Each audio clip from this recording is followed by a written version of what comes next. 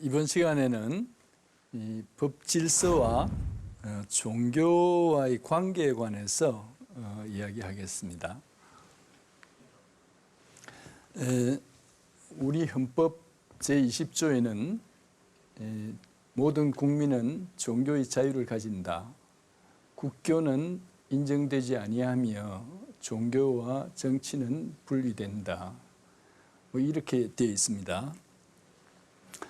소위 그 정교 분리의 원칙이라고 하는 것인데, 여러분들이 잘 알 수 없는 말로 보이지는 않습니다만은, 그러나 잘 생각을 해보면, 잘 따져보면 좀 문제가 있어요. 저 조문은요. 우리가 법이 그 서구법의 영향을 많이 받았다는 말씀을 드렸는데, 저 조문이 의미가 있는 것은 서구에서 많은 의미가 있는 겁니다. 말하자면 중세의 교회의 지배를 받다가 근세 국가가 태동하면서 교회와 세속 권력 간에 상당한 그 갈등이 있었어요. 그 갈등의 결과로서 생긴 조문입니다. 저 조문은. 그래서 우리나라는 과거에 유교의 지배가 있었다면 있습니다만은, 저 조문을 그 유교가 더 이상 한국 국정을 지배해서는 안 된다고 하는 이런 뜻으로 읽는 사람은 안 계시죠? 네. 그리고 저 조문이 그렇게 만들지도 않았을 겁니다. 그래서 저게 말하자면 서양에 있는 조문을 그냥 베껴놓은 것이라고 볼 수가 있는 그런 것인데, 그래서 서양에서의 그 정교 분리 원칙에 관해서 우리가 약간 검토를 하겠습니다. 그런 문제에 관해서는 먼저 그 서구의 기독교가 지배하게 된 과정에 대해서 좀 본다면, 그 서기 313년에 로마의 그 콘스탄티누스 황제가 밀라노 칙령에 의해서 말하자면 그 기독교를 공인하다시피 했습니다. 그렇게 해서 결국은 그 로마가 기독교를 개종하는 것 같이 되었는데, 그로부터 한 100여 년 후에 서로마는 그 용병에 의해서 갑자기 멸망을 했고, 그 점에 그 게르만들에게는 기독교가 많이 전파되어 있었던 모양인데, 그 서로마 멸망 이후에 한 100년, 200년 사이에 그 유럽의 게르만족 대부분이 가톨릭으로 개종을 했습니다. 프랑크족, 부르곤트족 이런 것은 500년 전에 했고, 스고트족이나 켄트족, 영국에 이런 쪽도 다 가톨릭으로 개종을 했습니다. 그 뒤에 있었던 아주 중대한 사건이, 그 당시 이제 사라센이 만들어져 가지고 회교 국가가 아프리카 북단을 통해서 스페인 쪽으로 상륙을 해서 유럽으로 진출을 했습니다. 엘시드라는 영화 여러분 보셨죠? 그 엘시드가 그런 충돌 과정에서 생긴 말하자면 기독교 측의 그 장수죠. 그런데 그 군대가 그 프랑스하고 그 스페인 사이에 피레네라고 하는 산맥이 큰 높은 산에 있지요. 그 근처 쪽에서 그 프랑스의 군대에 저지가 됐는데, 그 세력을 결국 교황이 이 황제로 임명을 하게 돼요. 그 장군을. 그 장군의 손자인 것 같은데, 샤를르마뉴라고 하는, 샤를르 대제라고 하는, 찰스라는 말이죠, 영어로는. 근데 그때의 그러니까 장군을 황제로 그 교황이 만들어 주면서 로마의 그 황제라는 이름을 붙여줬어요. 로마는 황제가 없으니까. 그런데 그 뒤에 이제 그냥 그 왕이 된 것을 제외하고는 특별한 의미가 없었는데, 그 후계 세력이라고 볼 만한 어떤 그 오토 1세라고 하는 사람이 저 사람이 역시 또 이제 기독교를 수호하는 데 많은 역할을 하고 교황을 또 군사적으로 지원을 해주고 이런 일이 있었어요. 그래서 그 교황을 신성 로마 제국의 황제라고 해서 그 대관을 시켜 주었습니다. 왕이, 교황이. 그게 이제 962년인데, 그래서 이제 그 로마 황제라는 것이 로마 교황에 의해서 이제 하나 제조가 된 겁니다. 뭐 옛날 로마 황제와 같은 그런 힘이 있는 것은 아닌데, 그래서 이제 이 로마 교황이 어느 정도로 힘이 강했는가 하면 이 그 왕을 대관시키는 것은 물론이고 국정에도 상당한 그 영향력을 가지고 지휘를 했어요. 그러다가 독일 지역의 그 성직자 서임 문제 뭐 이런 여러 가지 문제를 가지고 그 뒤에 하인리히 4세라고 하는 신성 로마 교황 그 황제 때 그 교황의 명령을 거부를 했어요. 거부를 하니까 교황이 그 황제를 파문을 해버렸어요. 그런데 이제 그 뭐 파문한 걸로 황제가 아닌 건 아니죠. 그래도 그 자기 군대도 있고 있을 텐데 이게 이제 황제가 점점 입장이 안 좋아지는 거예요. 밑에 사람들도 말을 안 듣고 반란의 기미도 있고 그래서 교황과 맞싸워가지고 결국 못 견뎌낼 것 같은 생각이 들어서 이제 드디어 그 교황한테 가서 빌리로 이제 그렇게 정책을 취한 거예요. 그래서 이제 그 고해자의 옷으로 그 자기 왕 옷도 버리고 거지 옷을 입고 교황한테 이제 빌려가는 겁니다.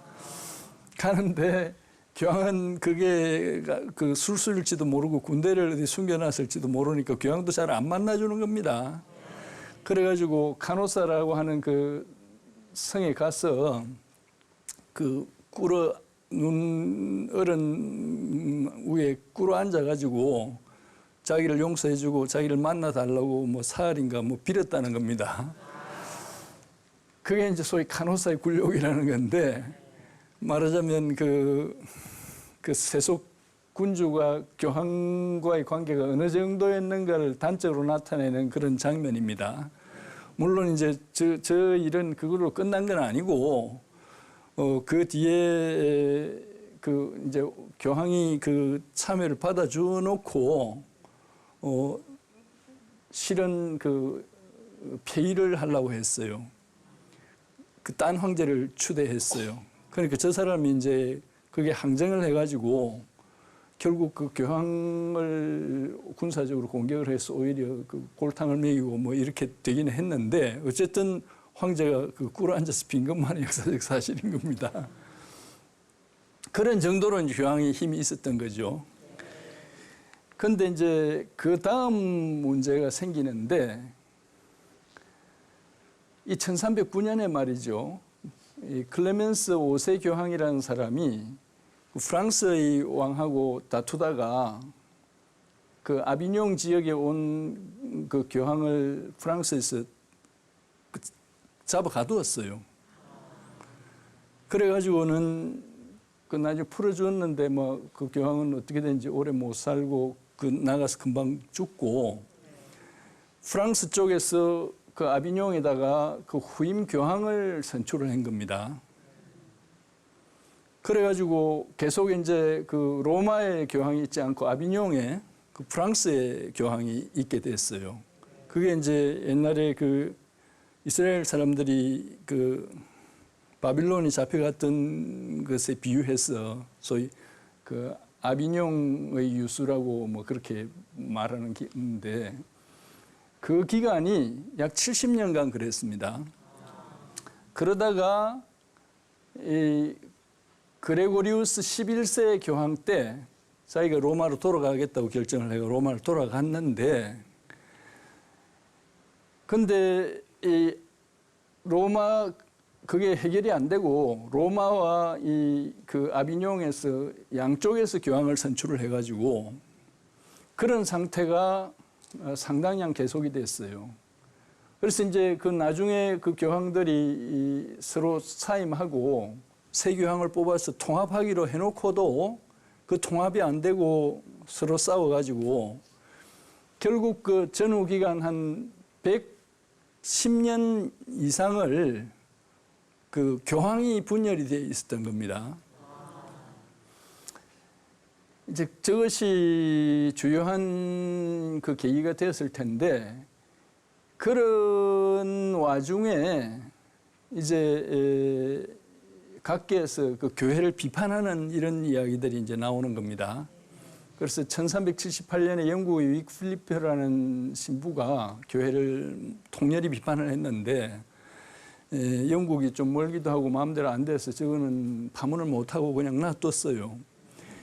그 뒤에 이제 보헤미아라는 게 있는데 지금 체코 지역에 거기 얀 후스라는 그 목사가 뭐죠? 신부가 교회를 엄청나게 그 과격하게 비판을 했어요.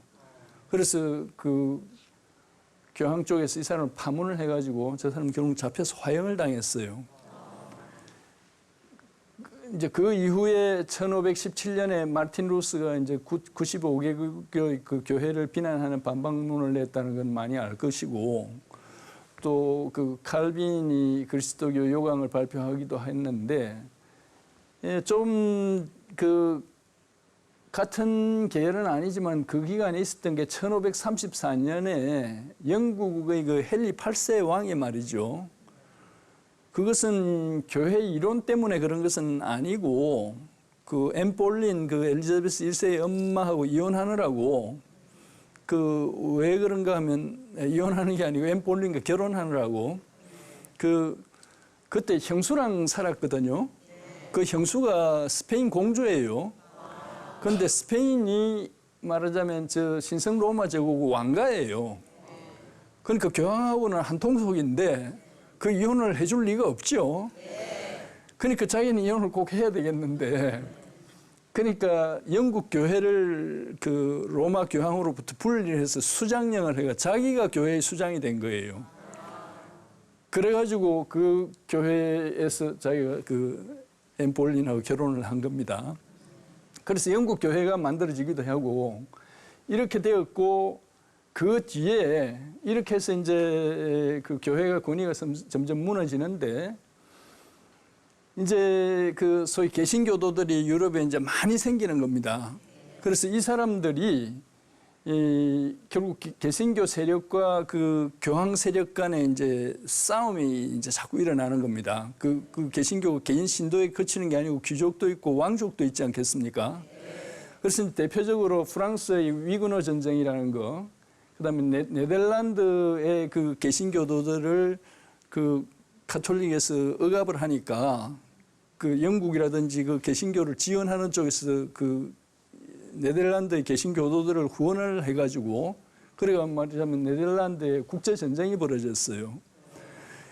그런 와중에서 그 아까 보헤미아 지역에서 이제 그 가톨릭이 이 그 신교도들을 억압을 하니까 처음엔 덴마크, 뒤에는 이제 덴마크가 아니라 덴마크, 그다음에 스웨덴 이런 나라들이 그걸 이제 신교도들을 지원하기 위해서 싸우다가 그 다 가톨릭에 져가지고 그렇게 되니까 나중에 이제 프랑스나 영국이 개입을 해서 결국은 그 휴전 협정을 하는데 그 휴전 협정에서 비로소 이제 신교의 그 포교가 그 승인이 돼요. 1648년에. 이렇게 해서 이제 그 신교가 이제 등장을 하게 되고 이 과정에서 세속 군주들이 이제 그 교황의 권력과 별개의 권력적 기반을 자꾸 확보하는 거죠. 신흥 상고분업을 한다든지 자기 상비군을 만든다든지 여러 가지 방법으로. 그럴 때에 이제 이 교회와 관계없이 군주는 그 권한을 가져야 된다고 하는 이런 종류의 이론들이 이제 만들어지는 거예요. 그래서 이제 마키아벨리 같은 사람은 뭐 군주라는 것은 일정한 임무를 가지고 이렇게 저렇게 해야 되고 그 성서하고는 관계없다. 말하자면 저 사람들이 우리가 다 그 관계, 예를 들면 장보당의 국가론의 왕권 신수설은 하나님이 그 아담과 이브를 창조할 때에 세속에 대한 통치권을 아담과 이브에게 줬는데 그 아담의 후손을 통해서 왕이 그 통치권을 상속을 받았다는 거예요. 그러니까 교회를 통하지 않고 지배권이 있다는 겁니다.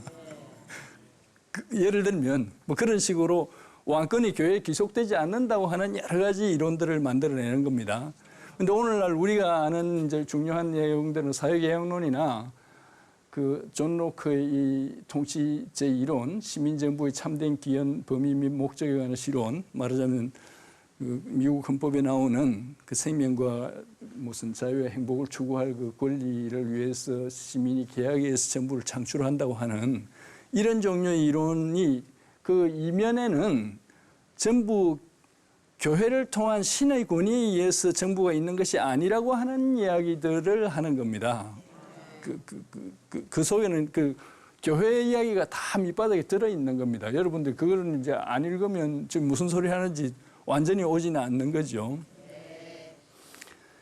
예, 이런 상황에서 정교분리 원칙이 만들어지는 거예요. 뭐 대표적인 게 프랑스가 1905년에 이 법으로 말하자면 그 국교 같은 걸 인정 안 하고 정부가 어떤 교회를 지원하거나 그 교회가 이 통치 행위에 관여해서는 안 된다고 하는 취지의 그런 종류의 법을 만들게 됩니다. 그래서 뭐 이 독일 같은 것은 지금 그 집권당이 기민당이죠. 기민당이 기독교 민주당입니다, 그죠? 독일은 그 교회가 여전히 상당한 힘을 가지고 있어요. 그래서 독일은 종교세를 걷어서 교회에다가 성당에다가 주고 있기도 하고, 이탈리아는 그 과정에서 국교를 인정을 하도록 교황청이 양보를 하고 세속 통치에 관해서는 교황이 별로 관여를 안 하기로 그렇게 협약을 만들어 가지고 하다가 85년도에 이제 국교도 폐지하기로 되었습니다. 그렇고 그 이외에 이제 미국은 좀 종류가 다른데 처음 최초의 그 이민자가 영국의 종교 문제로 갔다고 돼 있죠. 그게 어떻게 되는가 하면 아까 이야기한 대로 그 영국이 수장령을 발동을 해서 이제 그 가톨릭과 분리를 했는데 그 뒤에 다시 가톨릭 계열의 왕이 다시 복귀를 한 적도 있어요. 그래서 이제 그걸 전에 사람들을 박해를 하는 거죠. 그렇게 왔다 갔다 하다가 결국 그 명예혁명이 생기는데 이 과정에서 그 종교적 박해를 피해서 간 측면이 있는 겁니다. 그 미국의 그 최초 이민자들이. 그래서 미국은 이 헌법 제1조에 의회는 종교를 만들거나 자유로운 종교 활동을 하거나 뭐 언론 자유 출판 이런 것이 저기 뒤에 들어 있는데 그런 권리를 제한하는 어떠한 법률도 만들 수 없다고 하는 이런 조문을 그 미국 영미법 계열은 우리는 법을 개정하면 그 조문을 빼고 거기다 딴 걸 넣지 않습니까? 그죠? 근데 영미법은 그렇게 안 해요. 옛날부터 전부 다 넣어 놓습니다. 예를 들면 미국 헌법에는 노예는 투표권이 없다 뭐 이런 거 다 써져 있습니다. 그런데 거기에 어멘드먼트라고 해서 뒤에 개정을 하면 고치는 부분을 따라서 새로 쓰는 겁니다. 그러니까 앞뒤를 맞춰봐야 돼요. 그 앞조문 어디가 어떻게 바꿔졌는지. 바꾼 제일 첫 번째 조항, 수정헌법이라는 것이 그 말입니다. 그 제1호 개정 조항이 저 조항이에요. 그래서 미국은 이제 기독교 그 유럽의 그 종교 분리는 말하자면 가톨릭 교회의 전행을 받지 않겠다는 취지가 많이 들어 있는 데 대해서 미국의 그 정교 분리 조항은 애초부터 다원적인 그러니까 우리가 쉽게 말하는 종교의 자유를 인정하는 종류의 그런 조문입니다. 그러니까 글자는 비슷해도 가진 의미가 다른 거죠. 그런데 일본이나 우리나라의 경우에는 저러한 기독교적인 전통은 없기 때문에 일본은 따지자면 신도가 약간 우월적인 종교일 가능성이 있고, 우리 경우에는 이 앞장면을 보자면 유교가 그런 것이었을 가능성이 있는데, 유교는 이제 가톨릭의 현실로 박해를 하긴 했죠. 그런데 우리는 이제 유교가 적어도 그러한 영향력을 완전히 상실해 버렸고, 그래서 우리나라에서는 이 정교 분리 원칙이 서구에서 생각하는 종류의 의미가 되기가 곤란스러워요. 그러니까 저 조항은 교회가 세속 정치를 지배해서는 안 된다는 데 핵심이 있는 겁니다. 그런데 우리는 장차 이제 그런 위험은 있을지 모르겠습니다. 어떤 사람들은 무슨 국토인지 시민인지 뭘 하나님께 봉정을 하고 이러는 모양인데, 그건 좀 심하죠. 그거는 좀 신앙적 행위라고 웃어줄 수는 있겠지만은 법에 위반되죠. 남한테 우리 국토나 국민을 갖다 주면 안 되지 않습니까? 그렇잖아요. 그래서 이제 기독교가 아닌 지역의 정교 분리 원칙은 좀 문제가 달라요. 회교 국가는 지금까지도 거의 종교 국가와 같은 형태여서 이 정교 분리 원칙이 도저히 안 될 것이고, 인도 같은 나라도 공식적으로는 정교는 분리되어 있는 걸로 보이지만 카스트 제도가 현실적으로 존재하는 것 같지 않습니까? 그러니까 힌두교에 의한 카스트 제도가 사회에 상당히 영향력이 있는 제도로서 작용을 하고 있단 말이죠. 그리고 공산주의 국가가 종교를 매우 싫어한다는 건 여러분 잘 알죠? 버트란트 러셀 같은 사람들은 공산주의 자체가 기독교를 거꾸로 세워놓은 것 비슷한, 말하자면 공산주의가 교회라는 겁니다. 공산당이 말하자면 목자들이고, 그래서 지금 유일신교 내지 절대적 종교가 지금 지구상에 여러 개가 있지만 대표적인 것이 기독교, 회교와 공산주의예요. 그런데 그런 유일신교는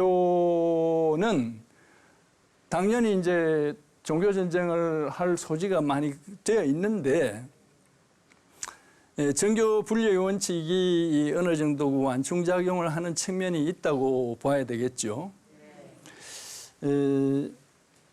우선 그런 정도로 하고, 그 다음에 종교와 법제도의 실질적 관계에 대해서 말씀을 드리겠습니다. 이 종교규범도 법도 아까 법이 행위지시라고 했는데 사람에게 이러라 저러라고 한단 말이죠. 그리고 그렇게 해서 어떤 때는 막 형벌도 하고 여러 가지 법이 하는 제재 수단은 다양하지만 종교도 이러라 저러라 그런단 말이죠. 그런데 이것이 서로 관계가 있는 겁니다. 사람을 이러라 저러라 하는 건 여러 가지가 있는데, 첫 번째로 자기 마음속 욕심이 그러죠. 그리고 자기의 이해관계 있는 남이 자기한테 이러라 저러라 그래요. 그러죠? 그런데 이제 좀 더 나아가서 제도적이고 큰 규모로 된 것 중에서 대표적인 게 지금 종교와 법이 이러라 저러라 그러는 겁니다. 그래서 이것이 서로 관계없이 분리해서 생각하기가 어려운 측면이 있단 말이죠. 거기에 대해서 이제 하버드의 꽤 유명한 법철학 교수였는데 지금 돌아가셨지만, 해롤드 버만이라는 사람은 아까 이야기한 이제 정교 분리 원칙을 이면에 두고 여러분들이 읽어야 됩니다.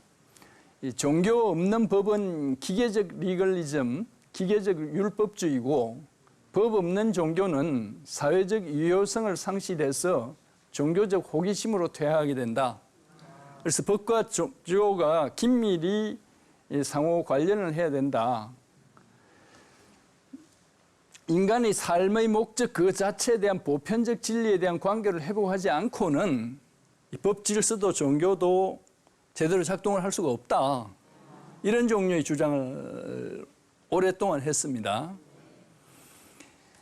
저 주장의 이면에는 상당히 과거의 중세적 그 기독교 체제로 갈 생각은 없다고 하더라도 그 신적 정의 위에 현행법이 운용되어야 된다고 하는 이런 생각이 저 사람의 마음속에는 있다고 보입니다. 그 사람이 쓴 많은 글을 보면 그 말이 반드시 잘못된 말이라고 신을 어떻게 이해하느냐 하는 문제와 관계가 있겠습니다만은 어쨌든 종교와 법이 전혀 그 불이원칙이라고 해서 법은 법대로 종교는 종교대로 따로따로 살림을 할 수 있는 사이인가 하면 좀 그렇지 못한 측면이 있다는 걸 말씀드리는 거예요. 그래서 이걸 좀 더 말씀을 드리자면 법은 종교와 제식, 전통, 권위, 보편성 이런 것을 공유하고 있고 법 감정은 궁극적인 옳음을 믿는 데에서 지탱이 된다. 규칙을 지키게 하는 데 있어서 강제보다 훨씬 중요한 것은 신뢰, 공평함, 믿을 수 있음, 그리고 관계 맺고 있음. 저런 요소가 없이는 규칙을 지키게 할 수가 없다. 그리고 법이 효율적인 것은 법이 신뢰되고 강제적 제재를 필요로 하지 않을 때에 법이 효율적인 거다. 법이 세속적 도구일 뿐만 아니라 삶의 마지막까지 밀어붙인 궁극적 목적과 의미의 부분이라는 깊고 열정적인 확신이 필요하다. 폭력의 위협만으로는 지배하지 못한다. 등등 이러한 종류의 그 이야기들을 역시 그 범안이 하고 있어요. 그래서 말하자면 법에 관한 확신과 궁극적 진리 내지 정의에 관한 확신이 완전히 그것을 분리해서 법은 법대로 따르고 정의는 따로 있다고 하게 되면 좀 문제가 있는 겁니다. 여러분 생각에 좀 문제가 있겠죠? 네. 법이 일일이 그 모든 사람의 정의 감정에 부합하기는 쉽지 않아요. 그러나 일반적으로 적어도 법이 정의를 추구하고 있고 법이 대부분의 경우에 정의롭다. 부분적으로 혹 실수할지 모르지만 전 체계는 정의롭다. 라는 정도의 확신이 있지 않고는 그 법 체계는 유지하기가 쉬운 것이 아니란 말이죠. 법이 그러는데 왜 안 따르느냐. 그거는 반쯤만 맞는 말이에요. 그래서 지금 현재 종교와 법에 관한 신뢰가 지금 동시에 상실되고 있고 이것에 의해서 그 인격적 통합의 위기라는 이런 용어가 있습니다. 말하자면 자기가 일상적으로 살고 있는 것이 자기 인간의 근원적 요청이나 결정과 일치하지 않는다. 내가 그냥 형식적으로 그렇게 살고 있는 것뿐이고 그게 내 삶이 아니다. 이렇게 생각이 되어서는 그 개인도 행복하지가 않고 그 사회도 힘이 없는 거예요. 그러니까 우리가 살고 있는 이 세상이 정의로운 세상이고 설령 지금 정의롭지 못하더라도 앞으로 정의롭게 될 세상이고 우리가 그런 세상에서 말하자면 우리 불교적 용어로 하자면 그 현세불국토를 실현하기 위해서 살고 있다. 라고 하는 이런 종류의 신념이 이 법을 위해서도 필요하다는 겁니다.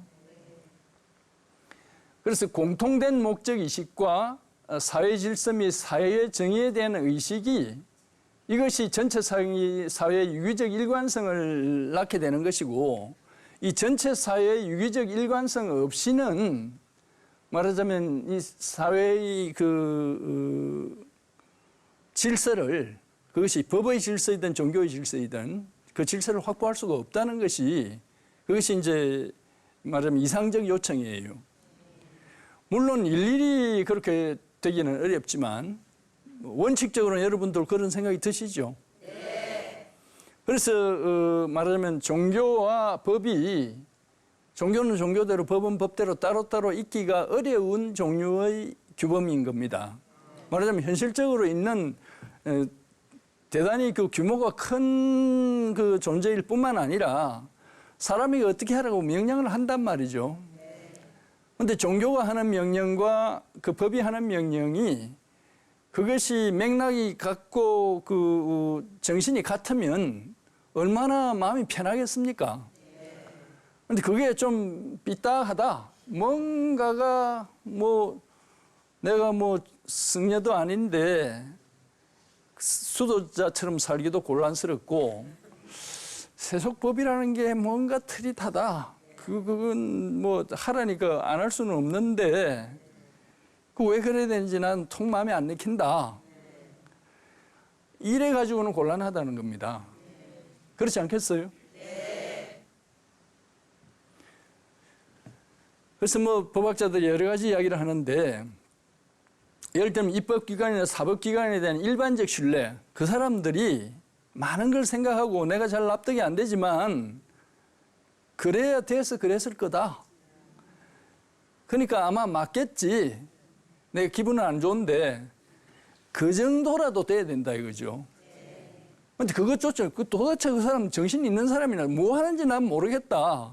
내가 왜 그래야 되느냐. 이래 되면 이제 법이 효력 있기 어렵다는 겁니다. 그렇지 않아요?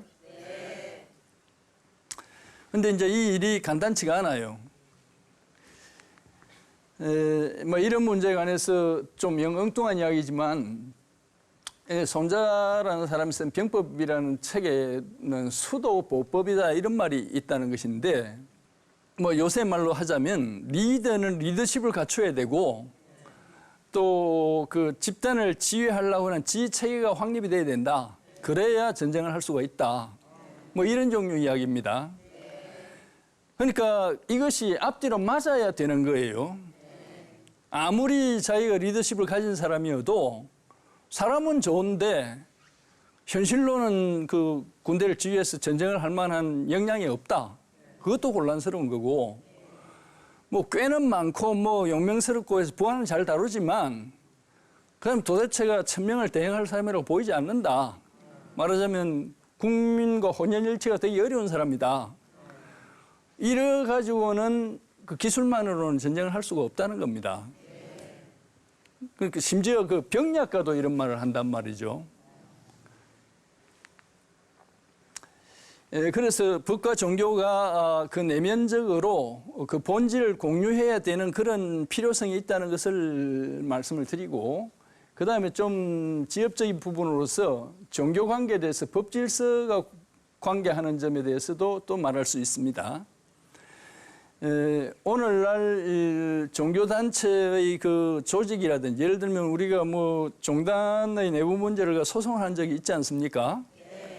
또 지금 성직자와 신도 간의 관계가 서구 그 종교 개혁의 중요한 것이었는데 지금 스님들이 내놓고 스님들이 승보여서 신도는 스님을 삼보로서 존중하고 그 지시를 따라야 된다고 말씀을 하고 계세요.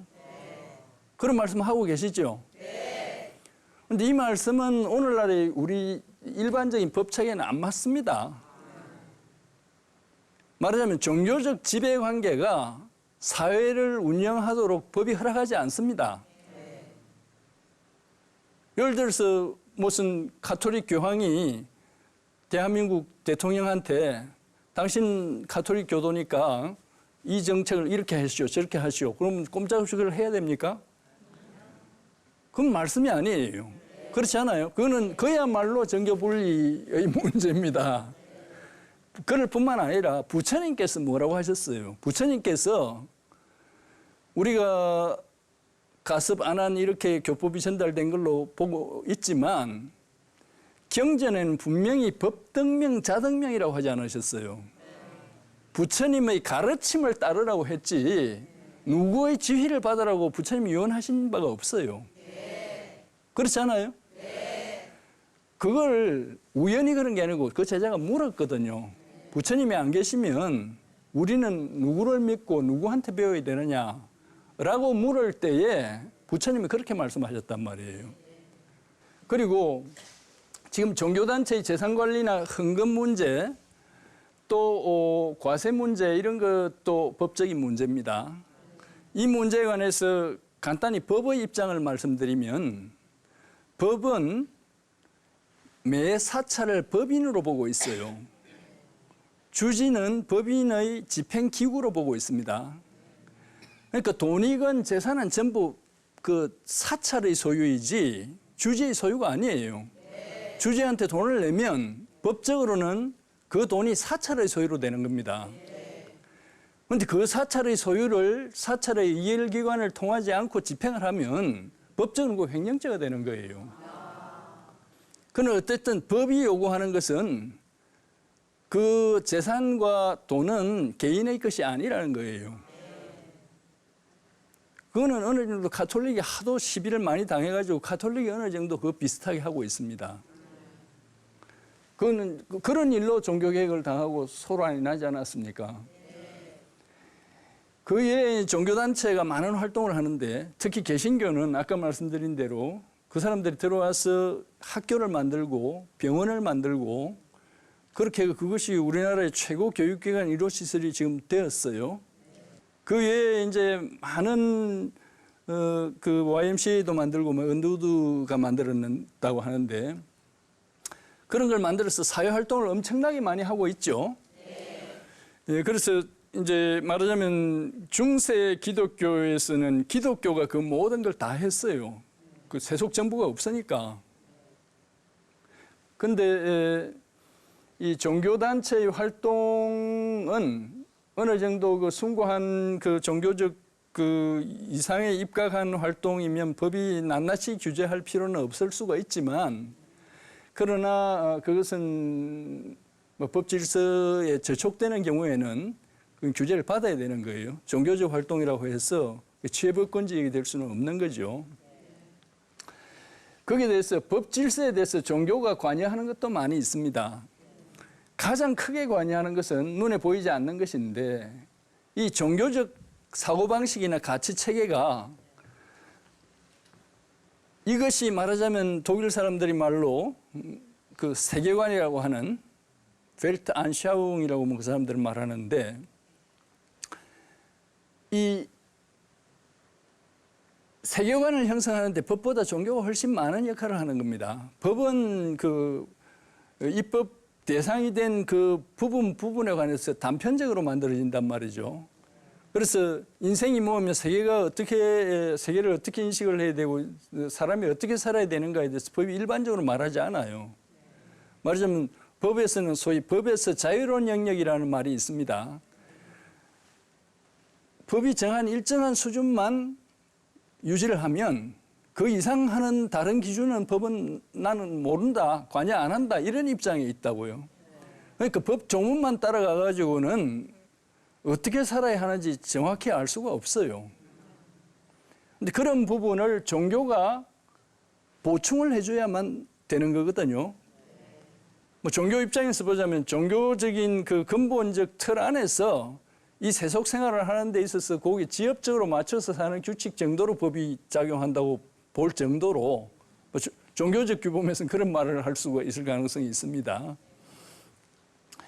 그래서 그 종교는 그런 점에서 법 질서에 현저한 그 영향력을 가지고 있는데 이것이 현실로 발휘가 될 때는 보통 이제 그 설법을 통해서 그 교리의 설명에서 이제 그 직접적으로 그런 문제가 연결되어 나오게 되어 있죠.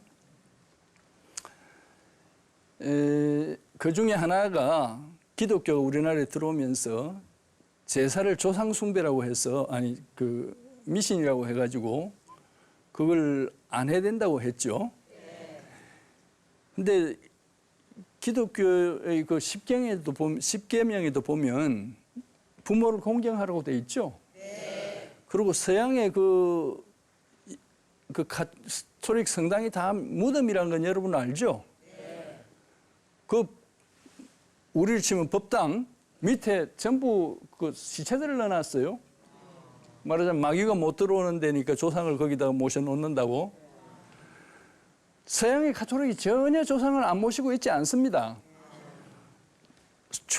김수환 추기경이 성균관에 가서 절했죠. 잘못했다고. 그런데 이것은 말하자면 그 교리를 왜곡을 해서 이 현실적 추쟁력 때문에 교리를 왜곡한 거예요. 그런데 뭐 그건 좋은 일이 아니고 이 언론이나 교육이나 이런 걸 통해서 법 질서에 관련된 의사 형성에 크게 관여를 합니다. 종교가. 그리고 의료나 빈민구호 등이 정부 영역을 직접 수행하기도 합니다. 이와 같이 이 종교가 법 질서와 구체적인 관계를 포함해서 포괄적이고 궁극적인 관계에 이르기까지 실질적으로 많은 관계를 가지고 있는 거죠. 여러분들도 그렇게 생각이 드시죠? 네. 이번 강의는 여기서 마치겠습니다. 감사합니다.